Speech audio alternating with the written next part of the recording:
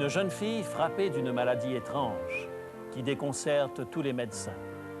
Un grand-papa qui bricole avec des pompes chaque soir dans son atelier au sous-sol. Ce duo qui semble n'avoir rien de commun a créé un miracle qui nous donne un aperçu inoubliable de ce que représente l'amour véritable.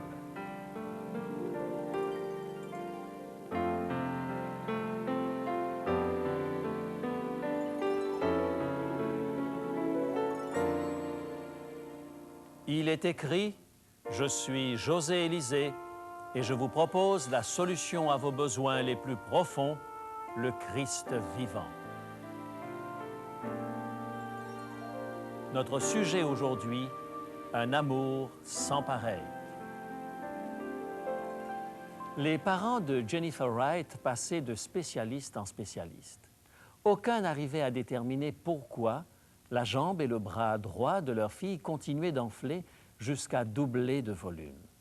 La petite Jennifer endurait avec beaucoup de patience les examens douloureux qu'elle subissait. Sa mère et son père tentaient tout ce qu'ils pouvaient imaginer pour réduire l'inflammation, mais rien n'y faisait et ils demeuraient impuissants face à la maladie.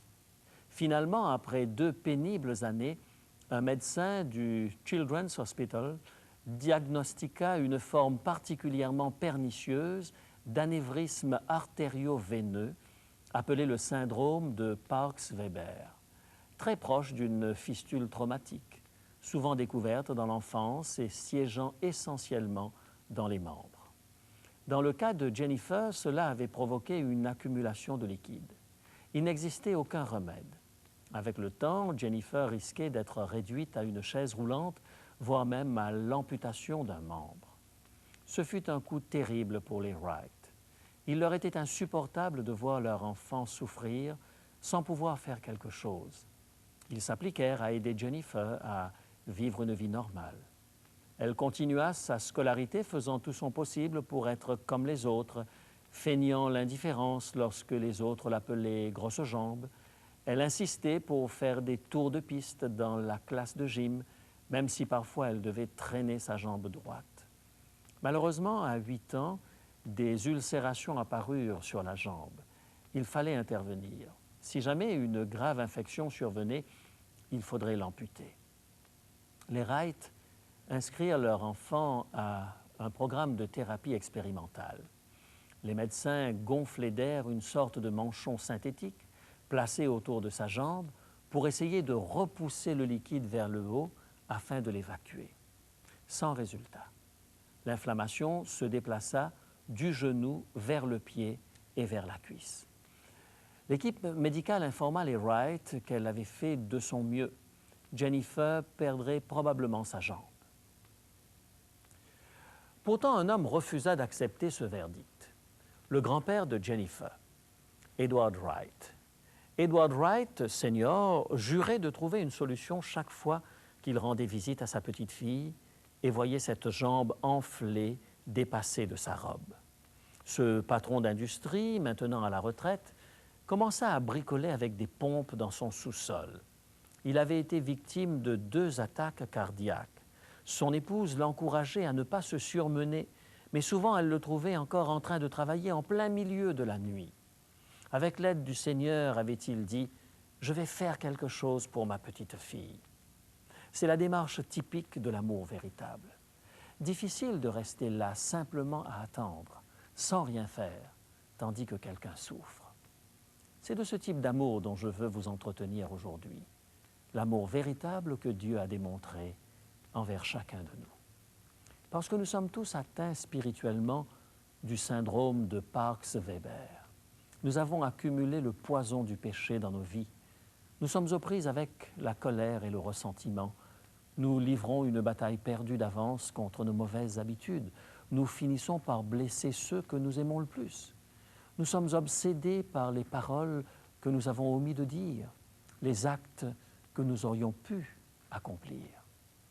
La plupart d'entre nous ne sommes pas tourmentés par des péchés monstrueux, mais par une sourde culpabilité qui s'accumule sans cesse. Ce regret enfle au point de se transformer en un sentiment d'indignité par rapport au pardon. un refus de croire que la grâce de Dieu peut encore être efficace pour nous. Peut-être êtes-vous passé d'un spécialiste religieux à un autre. Peut-être avez-vous essayé toutes sortes de solutions venant des hommes. Vous avez appris toutes sortes de belles théories, tenté des thérapies plus sophistiquées les unes que les autres, mais votre inflammation n'a pas régressé.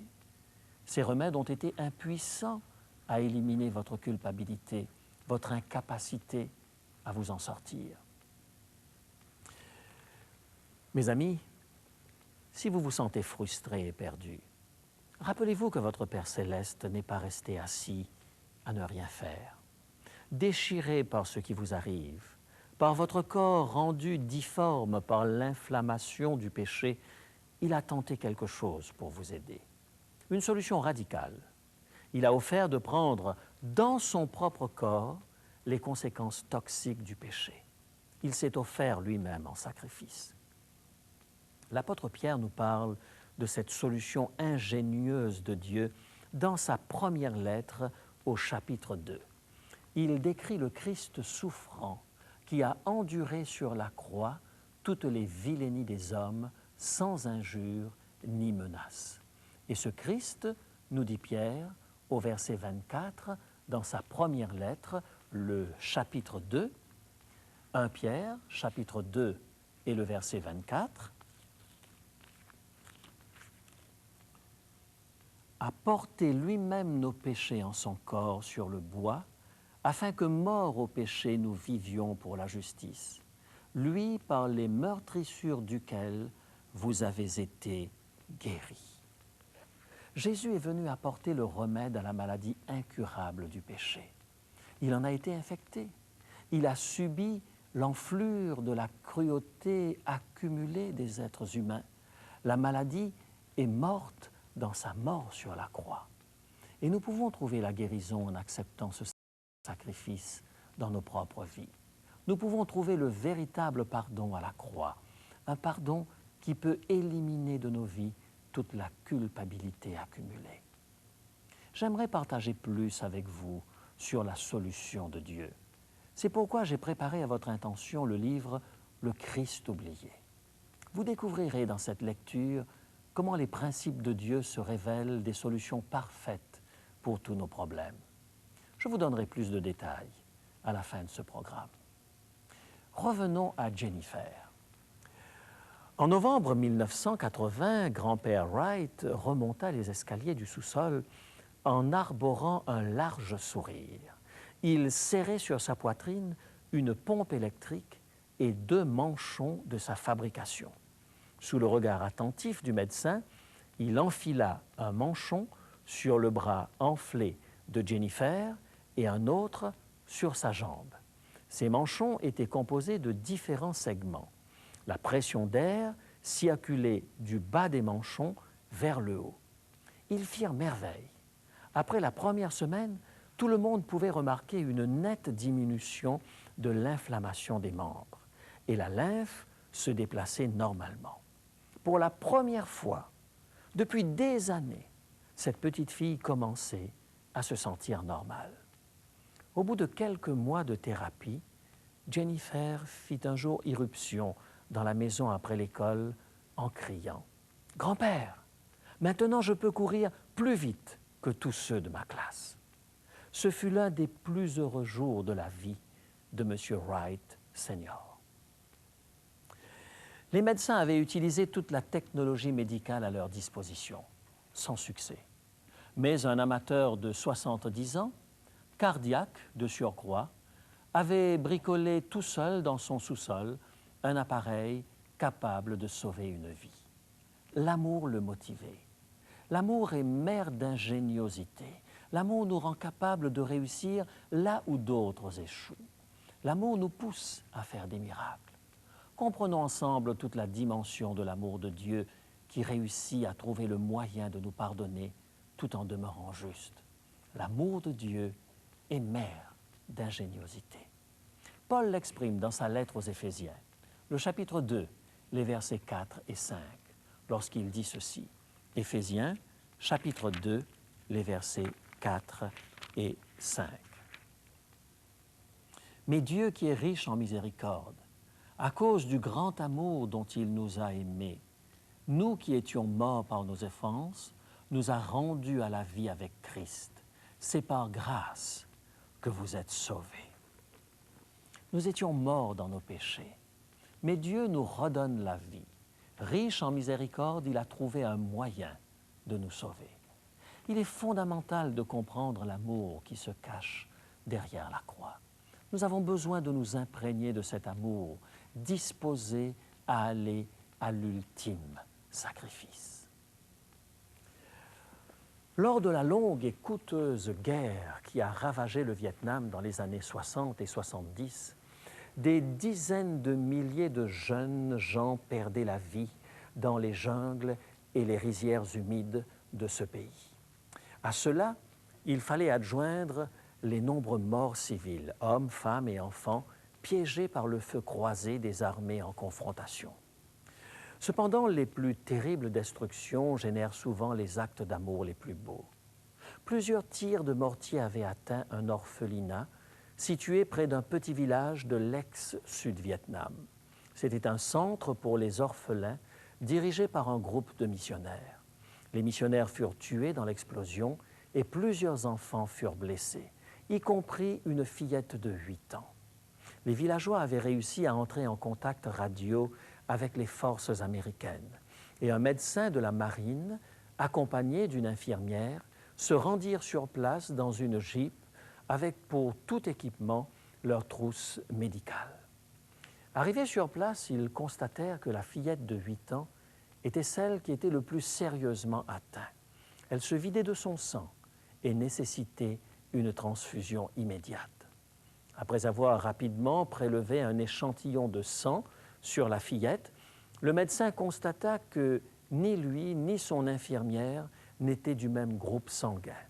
Fort heureusement, quelques-uns des enfants indemnes étaient du même groupe. Le médecin parlait très peu le vietnamien. L'infirmière, pour sa part, avait quelques réminiscences de son français scolaire, tantôt en français, tantôt en vietnamien, assaisonnés de quelques signes gestuels. Ils tentèrent d'expliquer que s'ils n'arrivaient pas à remplacer un peu du sang que la fillette avait perdu, elle allait mourir. Quelqu'un se portait-il volontaire pour donner un peu de sang? Les orphelins les dévisageaient, les yeux écarquillés. Finalement, une petite main tremblante se leva, se rabaissa rapidement et se leva à nouveau. Un volontaire, ce volontaire était un jeune garçon du nom de Heng. L'infirmière le remercia avec empressement, nettoya son bras avec de l'alcool et commença à prélever du sang. Heng se tenait raide et silencieux. Au bout d'un moment, il frémit et laissa échapper un sanglot. Ils demandèrent si c'était douloureux. Heng secoua la tête, mais de temps en temps, Heng serrait son poing dans sa bouche, essayant d'étouffer ses sanglots. Les Américains ne pouvaient comprendre ce qui n'allait pas. Heureusement, une infirmière vietnamienne arriva et vit la détresse du petit garçon. Elle commença à lui parler d'une voix rassurante. Son visage afficha un grand soulagement. L'infirmière vietnamienne expliqua « Il croyait qu'il allait mourir. Il avait compris que vous lui aviez demandé de donner tout son sang pour que la petite fille puisse vivre. » Les Américains étaient abasourdis et profondément touchés. L'infirmière demanda « Mais pourquoi était-il prêt à faire cela ?» L'infirmière vietnamienne posa la question au petit garçon qui répondit simplement « Elle est mon amie. » Ce petit garçon était prêt à aller jusque-là pour son ami. Peu avant son arrestation, Jésus avait eu une longue conversation avec ses amis, les plus proches. Voici ce qu'il dit aux 12 disciples dans l'Évangile de Jean, le chapitre 15 et le verset 13. Évangile de Jean, chapitre 15 et le verset 13. Il n'y a pas de plus grand amour que de donner sa vie pour ses amis. Jésus désirait faire comprendre à ses disciples ce que signifie aimer. Jésus savait qu'une rude épreuve l'attendait. Elle allait fondre sur lui dès que la foule armée de torches découvrirait leur lieu de rencontre dans le jardin de Gethsémane. Jésus voulait que ses amis comprennent la portée réelle de la crucifixion. Ce ne serait pas un accident tragique dont il serait victime. Il refusait de s'enfuir dans un but précis. Il avait choisi le sacrifice. L'Épître aux Hébreux fait dire à Jésus « Je viens pour faire, ô Dieu, ta volonté ». Et il conclut au chapitre 10 et le verset 10, Hébreux, chapitre 10 et le verset 10. C'est en vertu de cette volonté que nous sommes sanctifiés par l'offrande du corps de Jésus-Christ, une fois pour toutes. Jésus choisit de faire face à l'horreur, les yeux ouverts, parce qu'il voyait tout autour de lui ses enfants blessés, ensanglantés et mourants, victimes de la guerre. Pas une guerre visible, mais une guerre spirituelle. La destruction était interne, la cruauté, l'indifférence et l'égoïsme mutilaient les hommes, les femmes et les enfants sur toute la planète. Ils perdaient leur sang et seule une transfusion pouvait les sauver.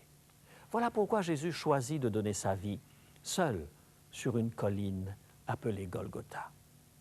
Par cet acte merveilleux, il montrait toute la grandeur de son amour. Paul l'a exprimé de façon magnifique dans son épître aux Romains, le chapitre 5 et les versets 7 et 8. Romains, chapitre 5, les versets 7 et 8.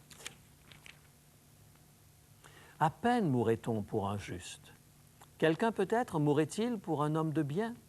Mais Dieu prouve son amour envers nous, en ce que lorsque nous étions encore des pécheurs, Christ est mort pour nous. Christ est mort pour les indifférents, pour les brutes, pour ceux qu'il nous est difficile d'aimer. Sur une croix, il montrait toute la grandeur de son amour. Quelles pensées ont traversé l'esprit de ce jeune Vietnamien tandis qu'il s'étendait sur cette table de fortune? À cet âge, la mort est une chose si terrible qu'il ne pouvait arriver à la comprendre. Tout ce qu'il pouvait faire, c'était sangloter de peur. Bien que Christ ait accompli son sacrifice en adulte responsable, il fit face à une terreur infiniment plus grande, celle provoquée par la séparation éternelle d'avec son Père céleste. Il était prêt à accepter d'être abandonné par Dieu et par les hommes. Il ne pouvait voir le dénouement glorieux de son sacrifice. Il ne pouvait voir la résurrection au point qu'il s'écria « Mon Dieu, pourquoi m'as-tu abandonné ?» Pourtant, il donna sa vie malgré tout. Tout comme ce jeune Vietnamien qui s'étendit sur la table et laissa l'infirmière insérer cette aiguille qui, dans sa petite tête, allait prendre tout son sang. Qu'en est-il de votre compréhension personnelle du sacrifice de Christ sur la croix? En saisissez-vous toute la hauteur et la profondeur? Le sacrifice de Christ a été noyé dans un tel fleuve de théologie qu'il en a perdu toute substance pour bien des gens aujourd'hui. Et si aujourd'hui, nous regardions la croix comme si c'était la première fois? Sa raison d'être est de révéler l'amour de Dieu et changer notre vie. La croix de Christ est le moyen par lequel vous pouvez être certain, dans votre cœur, que vous êtes aimé. Lorsque cette fillette de 8 ans se réveilla de son anesthésie, écarquillant les yeux, les autres enfants lui dirent ce que Heng avait fait pour elle. Ce garçon timide qui se tenait en retrait, appuyé contre le mur. Croyez-vous que cette petite orpheline comprit à ce moment-là ce que signifie que d'être aimée? Mais bien sûr qu'elle comprit qu'elle comptait aux yeux de quelqu'un. Elle n'aurait jamais un père ou une mère, mais elle avait été touchée par un amour sans pareil. Mes amis, Dieu désire nous toucher par son amour sans pareil. Tout comme le grand-père de Jennifer lui manifesta un amour total. Quelques mois après que M. Wright eut terminé de construire la pompe qui sauva la vie de sa petite fille, il perdit le seul œil qui lui restait et devint totalement aveugle. Sonia, la mère de Jennifer, dit « C'était comme si, uniquement par la force de sa volonté, il avait refusé de perdre la vue avant d'avoir terminé la pompe. Jennifer apprécie doublement la compagnie de son grand-père. Elle passe encore plus de temps avec lui, à lui lire des livres ou simplement à parler avec lui. Souvent, le soir, ils se promènent ensemble, Jennifer tenant la main de son grand-père. Un lien spécial les unit, un amour spécial qui va au-delà des mots. Un homme, voilà bien longtemps, a fait le sacrifice ultime. Il a donné sa vie avec joie. Marcherez-vous avec lui, votre main dans la sienne? Répondrez-vous à son amour? Écoutons maintenant cette musique qui nous transporte sur le chemin de Golgotha que Jésus a gravi pour nous sauver, vous et moi.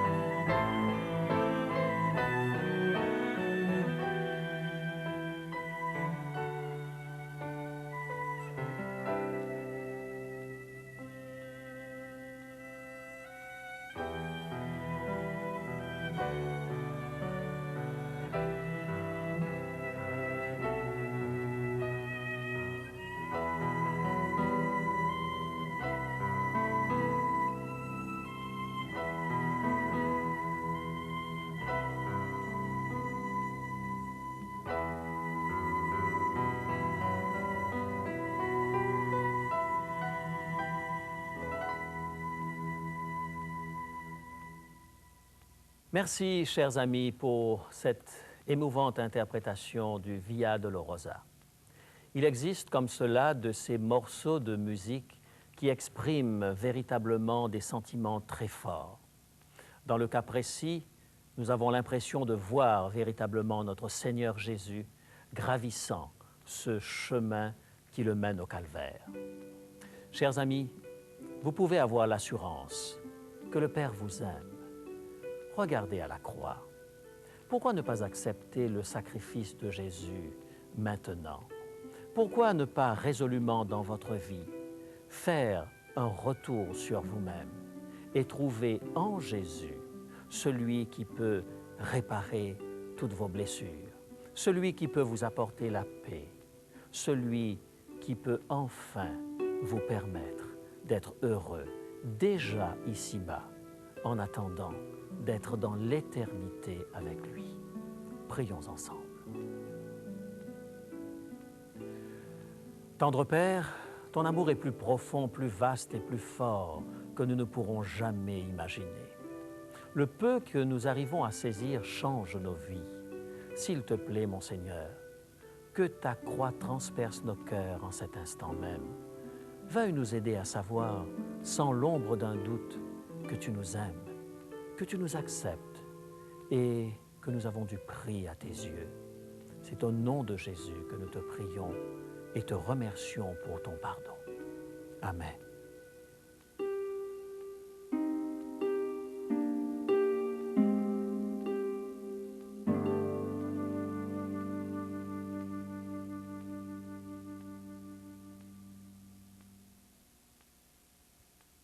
La croix est une démonstration si extraordinaire de l'amour sans pareil de Dieu.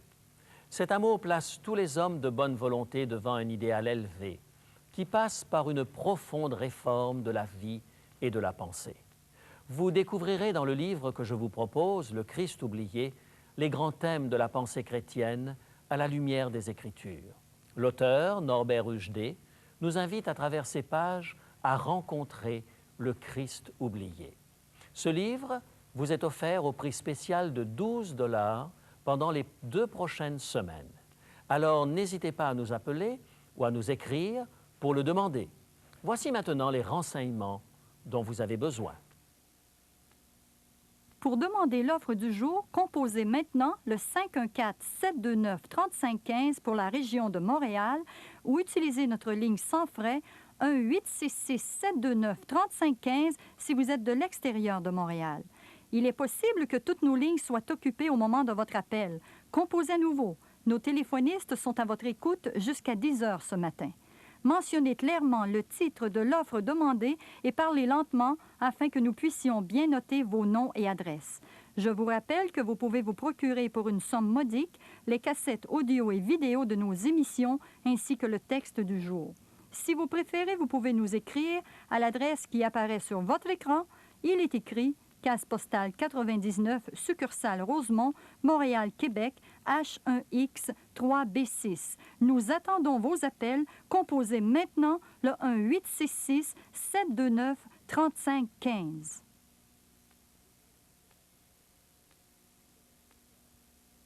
Il est temps de nous séparer maintenant. Je vous donne rendez-vous à la semaine prochaine. D'ici là, mes amis, souvenez-vous, il est écrit « L'homme ne vivra pas de pain seulement, mais de toute parole qui sort de la bouche de Dieu ».